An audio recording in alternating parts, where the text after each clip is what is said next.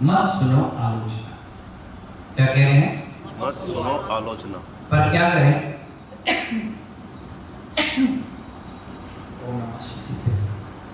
पर क्या करें?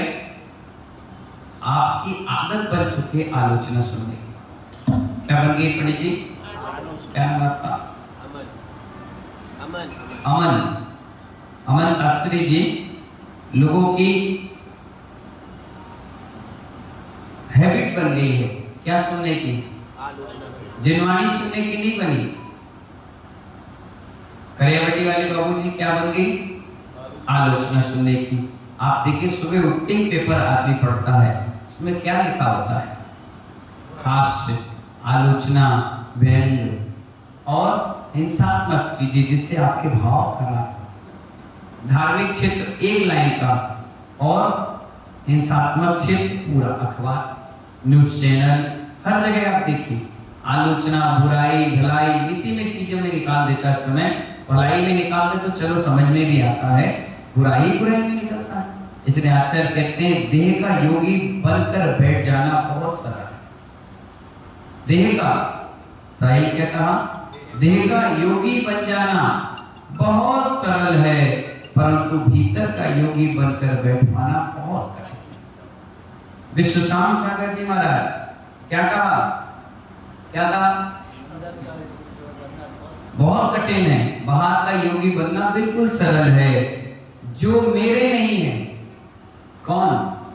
जो नीलेश, जो मेरे नहीं है उनकी बातों को सुनकर हम रोने लगते।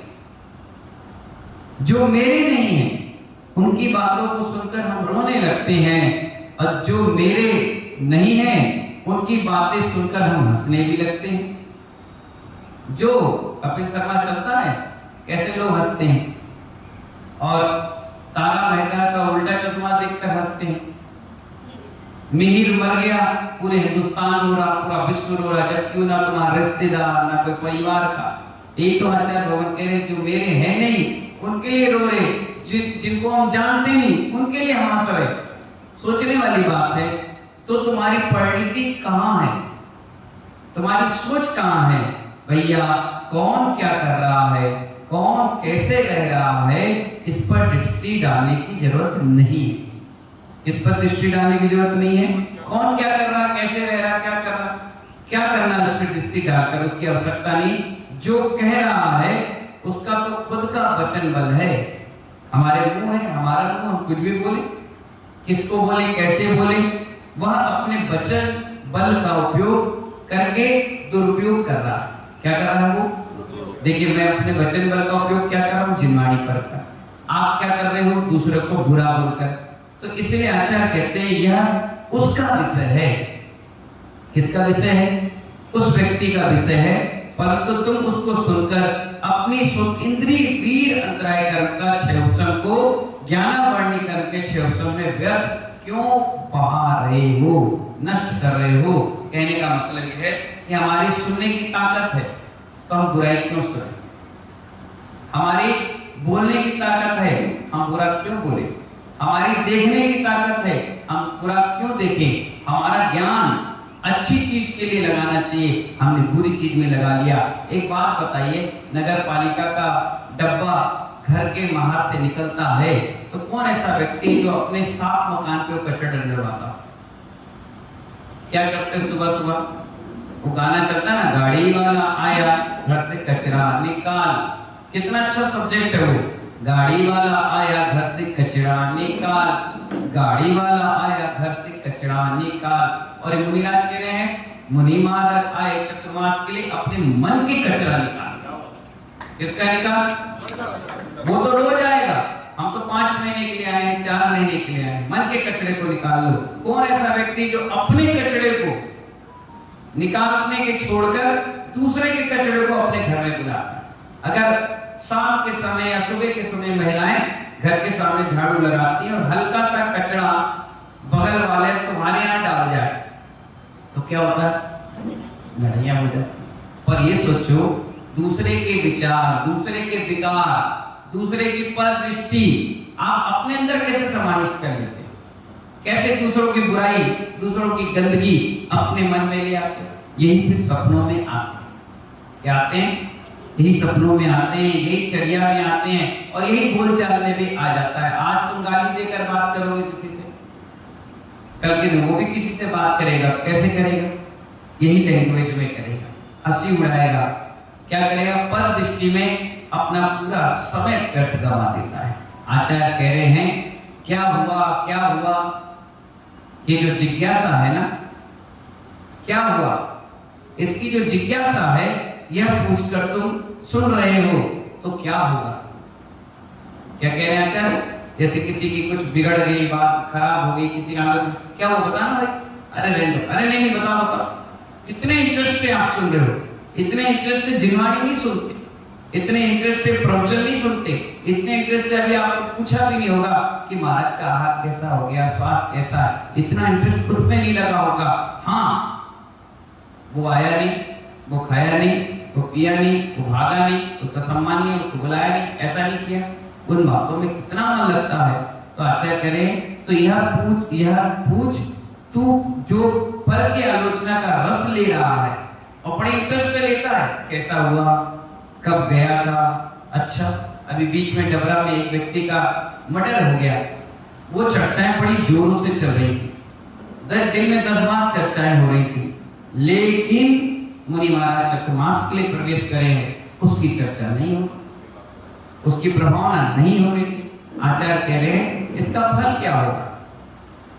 दूसरों की आलोचना करके, दूसरे की निंदा करके, दूसरों को परेशान करके, दूसरों का उपहास और हंसना, मालूम है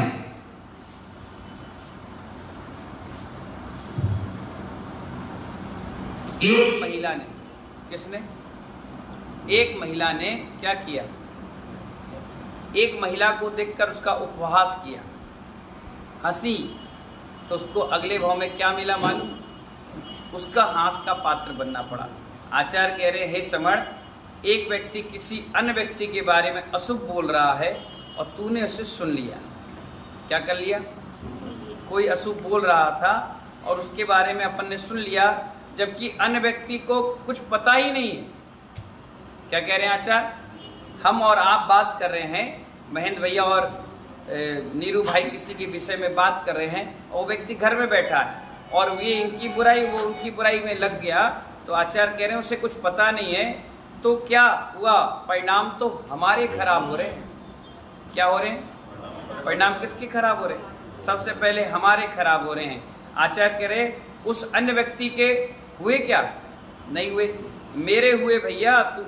तुझे सुनने की क्या आवश्यकता पड़ गई? सीधे कह देता भैया देखो आलोचना मत करो, अच्छी बातें बताना है बताओ, आलोचना मत करो। इससे क्या होगा?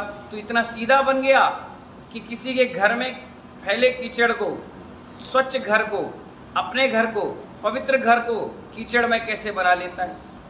भाई अपना घर है, सुबह सुबह हमें साफ सफाई करा और दूसरा लाके कचरा डाल गया, तो सबसे पहले मन किसका खराब होगा? अपना होगा। और हम इतना खुश हो जाते हैं दूसरों की आलोचना, दूसरों की बुराई, दूसरों की दुनिया भर के सटकर्म अपन सुनते रहते हैं। कभी नहीं सुनना चाहिए। अगर सुनते हो तो अंत समय में ये सुनना बंद हो जाएगा, बोलते हो तो अंत समय में बोलना बंद हो जाएगा। ज़्यादा ज्ञान इस चीज़ में लगा रहे हो, 2 लोग बातें कर रहे हो, तुम पीछे से आ गए, बताओ क्या हुआ, बताओ ना, बताओ ना, बताओ ना। अपना ज्ञान लगाने लग गए किस चीज़ में? फालतू की चीज़ों में, जो 2 पैसे की चीज़ नहीं है। तो क्या होगा? अंत समय में हमारा क्षय उपशम, हमारा ज्ञान, बुद्धि सब गायब हो जाएगी, क्योंकि उपयोग तुमने किस में किया? आपके पास मोबाइल रहता है, सुबह आपने चार्ज किया, सुरेंद्र चाचा आपने क्या किया? चार्ज कर लिया।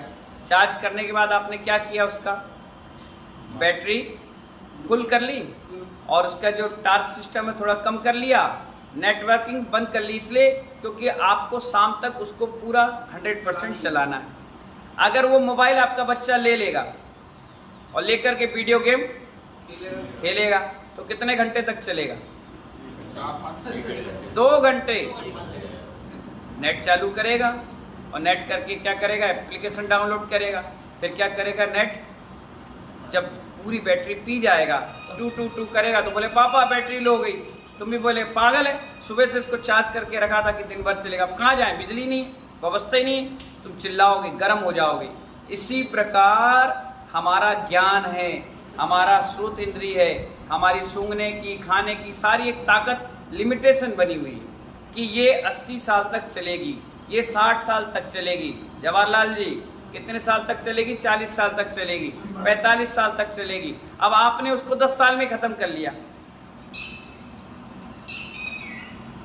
फिर हमसे बोल रहे हैं महाराज जी पता नहीं क्या हो गया, आवाज ही नहीं निकल रही, मेरी आवाज गायब हो गई, महाराज जी मुझे दिखाई नहीं दे रहा, चश्मा लग गया, चश्मा के बाद लेंस डलवा लिया, लेंस के बाद भी मोतियाबिंद का इलाज करा लिया, अब महाराज बिल्कुल धुंधला दिख रहा। महाराज जी एक मशीन लगा ली, अब अंदर मशीन लगा ली, अब इसमें मशीन लगा ली, और कर लिया, ये कर लिया, सुनाई नहीं दे रहा। महाराज जी मैं चल नहीं पा रहा, मैं उठ नहीं पा रहा। भैया एक कैपेसिटी होती है समय की, एक लिमिटेशन होती है कि इतना ही आपके आयु कर्म तक ये शब्दावली रहेगी, ये वर्णावली रहेगी, ये देखने की दृष्टि रहेगी। इसके बाद ये डाउन आ जाएगी और धीरे धीरे चली जाएगी। कई बच्चे आज ऐसे हैं जो खूब मोबाइल चलाते हैं, रात दिन 24 घंटे, वो देखिए इतने मोटे मोटे चश्मे लगाकर, और उनकी माँ कहती महाराज जी कोई मंत्र बता दो, मंत्र यही है मोबाइल दूर कर दो, वो कर नहीं सकते, मतलब बने रहने दो अंधा। इन्होंने समय से पहले शरीर से खिलवाड़ कर लिया, इसलिए शरीर ने भी इनके साथ खिलवाड़ कर लिया, साथ छूट गया। इसलिए आचार्य कहते हैं गंदी बातें, गंदे विचार, कलुषित परिणाम, अशुद्ध वातावरण से बिल्कुल दूर हट जाओ। अगर कहीं नाले का कचरा पड़ा है और 2 दिन तुम वहां खड़े रहोगे तो जो व्यक्ति तुम्हारे नजदीक आएगा वो भी कहेगा कैसी बदबू आ रही, कहाँ से आए हो? अरे भैया नाली के पास बैठे थे यार। स्वाभाविक है नीलेश तुम वहां से आओ मंडी से तो शरीर से काय की बदबू आएगी? धान की, सड़े हुए धान की, गंदे पानी की। क्यों? आप मंडी से आए हो, और जब तक नहाओगे नहीं अच्छे से साबुन से, इत्र नहीं लगाओगे, जब तक शरीर की बदबू भी नहीं जाएगी। जब 2 घंटे 4 घंटे की मंडी में आपके शरीर से बदबू आती है तो 2 घंटे 4 घंटे जो व्यक्ति आपके अंदर गंदगी भर गया है वो कितने दिनों तक आपके अंदर भरी रहेगी। और ये गंदगी तो चलो धुलने के बाद साफ हो जाती है, ये जो मन की गंदगी नहीं निकलती, रात के सपने में भी क्या हो जाता है, आ जाती है, कहीं ना कहीं प्लग चालू हो जाता है, स्विच ऑफ की जगह स्विच ऑन हो जाता है। इसलिए आचार्य कह रहे हैं कि हमारे तेरे सुंदर भवन और आंगन में लिपा पुता था, क्या तू नगर पालिका कचड़ों के ट्रक से अपने घर में उतरवाएगा? नहीं उतरवाता है, कोई नहीं उतरवाता। यहाँ भी कितनी अच्छी सफाई करे आपने, और कोई गंदगी कर जाए तो हमारा दीपक कहने लगा ले यार बड़ा पागल, अब भी हमने सफाई करी, गंदगी कर ली। तो गंदगी कर गया का मतलब क्या हुआ कि कहीं ना कहीं हमने अपने मन में भी गंदगी उतरवा ली। इसलिए ज्ञानी तेरा स्वच्छ मन आंगन है, तेरा स्वच्छ मन आंगन है। ये आंगन पवित्र था, उस आंगन में दूसरा अभागा आकर के दूसरे की निंदा कचरा फैला गया, सो तूने सुनने के लिए खड़ा हो गया। क्या तू अच्छा कर रहा था? अपने स्वच्छ घर में कौन ऐसा कचरा फैलाता है? कोई पागल होगा जो करे, कोई नहीं कराता। इसलिए आचार्य कहते हैं दूसरों की निंदा से बिल्कुल दूर हट जाना चाहिए, अपनी प्रशंसा से भी दूर हट जाना चाहिए। निंदा और प्रशंसा दोनों से दूर हो जाना चाहिए, उत्साहवर्धन करना चाहिए, अच्छे काम को प्रोत्साहन देना चाहिए और आगे बढ़ जाना चाहिए। आज आचार्य भवन कह रहे हैं मुमुक्षु, यदि कोई व्यक्ति किसी अन्य व्यक्ति की आलोचना तेरे सामने करे तो बोल देना इधर से चले जाओ। वो कहेगा सुनो सुनो, बोले बिल्कुल नहीं। अरे एक बार तो सुनो, बोले कोई दिक्कत नहीं, यहाँ मत सुनाओ, भागो यहाँ से। आपको लगेगा कि हम उसको बहुत कठोर शब्द कह रहे हैं, बोल रहे हैं, लेकिन कब तक? एक बार की, अगली बार से जब आएगा ना संजय भैया तो वो कभी आलोचना नहीं करेगा। वो कहेगा ये व्यक्ति निंदा और आलोचना नहीं सुनता है, इसको अच्छी बातें बताओ। मेरे पास कोई आता है, हमें 23 साल हो गए दीक्षा लिए, जम्बू प्रसाद जी, मेरे पास कोई संत की बुराई करने आता है, मैं कभी सुनते ही नहीं। पूछो क्यों? अभी बता रहे, जिसकी वो आलोचना कर रहा है वो भी तो पिच्छीधारी है। क्या है वो? आज वो मेरे सामने उसकी कर रहा है तो कल के दिन वो मेरी भी कहीं ना कहीं करेगा। देखिए आप इतने सारे लोग बैठे हो, अभी आपसे मैं किसी से बात नहीं कर रहा हूँ, बड़े ध्यान से सुनना, बहुत मार्मिक बात है। मैं आपसे अभी कोई बात नहीं कर रहा, चुपचाप बैठा हूँ। अचानक से आप आओगे और कहोगे महाराज जी एक बात बताना है। तो मेरा भी मन क्या करेगा, एक बात बताना है, मतलब कुछ इतनी प्राइवेट बात है बिल्कुल। मैंने कहा बता, यहाँ नहीं, अंदर चलो। चलो भैया उठ। हमने बोला चलो कोई बात होगी भाई। बैठ गए।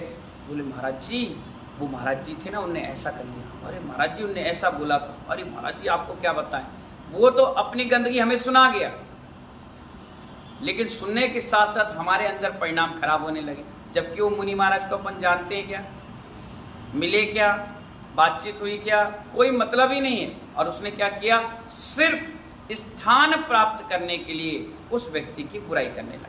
क्या करने लगा, बुराई करने लगा। अब क्या हुआ, मन हमारा खराब होने लगा, परिणाम हमारे खराब होने लगे। और मैं क्या करने लगा, फिर 10 लोग को उसका प्रचार करने लगा। अरे वो व्यक्ति था ना, उन महाराज जी का ऐसा हो गया, ऐसा हो गया, वैसा हो गया। क्योंकि साधु कान के कच्चे होते, उन्हें जो कह दो वो मान जाते। बहुत कम साधु ऐसे होते हैं जो सुनने के बाद बहुत गंभीरता से विचार करते हैं, फिर जाकर जवाब देते हैं। अगर साधु पक्का होगा तो सुनने के बाद उससे कहेगा कि आइंदा मुझे मत बताना। क्या कहेगा वो, आइंदा हमें बुराई धराई नहीं करना, एक बार तुमने कर ली, अब आप जाओ। मालूम है, साधु की नज़र में उसकी व्यक्ति की वैल्यू खत्म हो जाती है। बहुत हल्का समझता है साधु उस व्यक्ति को। दोबारा कभी कहे महाराज जी एक बात, मैंने हो गया खत्म, जाओ यार। अरे उस दिन सुन रहे थे, आज पहले उस दिन पहली गलती थी, अब हर बार वही गलती करें क्या? तुम तो बता के चले जाओगे, तुम तो सुना के चले जाओगे, हमारा गुणस्थान, हमारा परिणाम कौन संभालेगा? अब वायदा भी अचानक से हमें कोई बीमारी पकड़ ले, बीमार हो जाए और चले जाए, तो गंदे परिणाम लेके तो जाएंगे, गंदगी आई। इसलिए आचार्य कह रहे हैं कि कोई अगर तुमसे कहे इधर उधर की बुराई, निंदा, किसी की आलोचना, तो कहना इधर से जाओ, यदि तू नहीं जाता है तो मैं जा रहा। क्या कहना, अगर तू नहीं जा रहा है तो मैं इधर से जाता हूँ, क्योंकि मेरा हृदय आंगन बड़ा पवित्र है।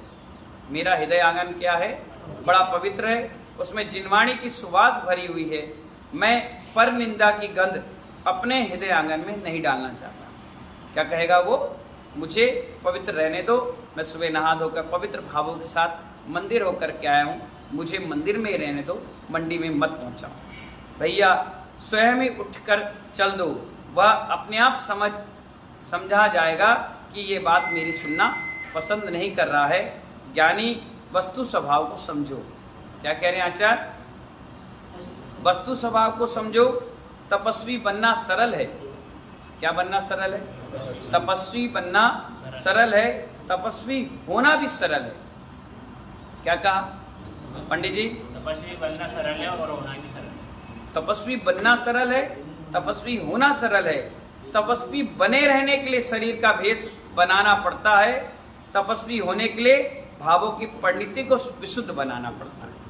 आचार्य भगवान कह रहे हैं चाहे कुछ भी करो, परिणाम संभाल करो।